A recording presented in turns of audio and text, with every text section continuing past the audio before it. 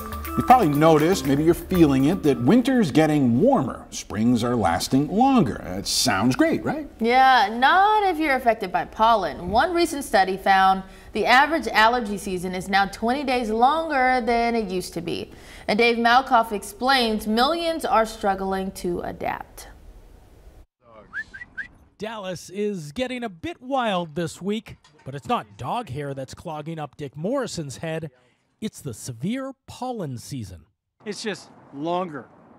So where it used to be 2 weeks, now it's about 3 months. Roughly 60 million people in the U.S. suffer from allergies, including Michael Welsh. For him, just getting through the day requires a weekly, custom-mixed allergy shot. What happens if you don't get that shot once a week? My allergies go wild. Watery eyes, a running nose, I start sneezing. Pollen really is everywhere. This is not just you. In fact, between 1990 and 2018, there was a 21% increase in pollen. That study done by Professor William Andrick.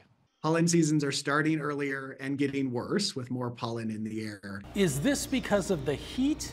Is this because of the extra carbon in the air? It seems to be a combination of everything, but that said, it really seems like the heat is one of the biggest drivers. This past winter was the warmest on record across the continental U.S. Fewer days below freezing, allowing plants to bloom earlier and longer.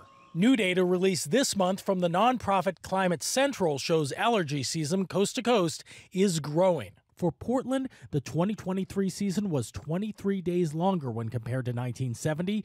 In Philly, it's 31 days. In Dallas, it's 17 days longer. At Dr. Brett West's office, that's led to a 30% uptick in patients this year. And if you're thinking, I don't get allergies like everyone else. It's just because you never had dog or cat or pollen allergies growing up, it can develop at any time. Dr. West says if you suffer from allergies, stay on top of your symptoms with medication if you need to. Make sure that you're limiting your exposure out here on high pollen days.